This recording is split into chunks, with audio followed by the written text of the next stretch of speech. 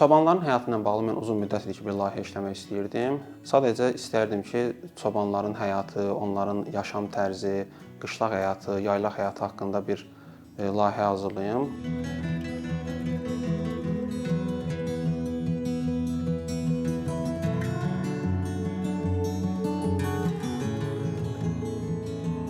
Çobanları müəyyən bir mərhələdə razı saldıqdan sonra, artıq onların güvənini qazandıqdan sonra qışlaq ərazisində rahat çəkilişlərə başladıq. Qışlaq ərazisinin ətrafında olan qədim məzarlıqlar, məsələn, pir ziyarətgahlar var idi. Onların çəkilişini etdik. Çünki layihənin ən əsas məqsədlərindən biri bu idi. Köç yolu üzərində olan tarixi abidələri də göstərmək.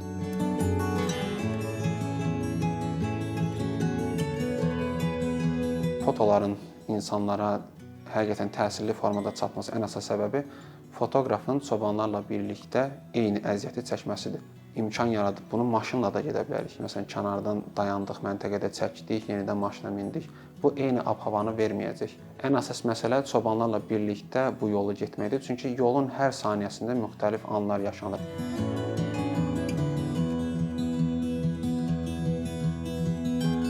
Burada ən əsas məsələ köç yolu üzərində olan nə mənzərələrdir, nə işin romantikasıdır, çoban həyatı, gözəllik, mənzərə və s. Bunların da öz yeri var. Amma ən əsas məsələ burada insan faktorudur. Min illik bir prosesdə insanın rolu bu prosesdə nədir?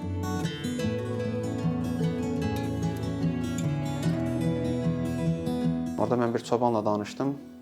Dedi ki, övladımı Qubada və Bakıda olan qohumlarımın yanına qoyuram ki, təhsilini davam etdirə bilsin. Və burada başa düşülür ki, artıq o övladı ilə aylarla görüşə bilmir. Yəni bunun artıq görülür ki, köçsün insan həyatına müəyyən qədər mənfi təsirlər də var.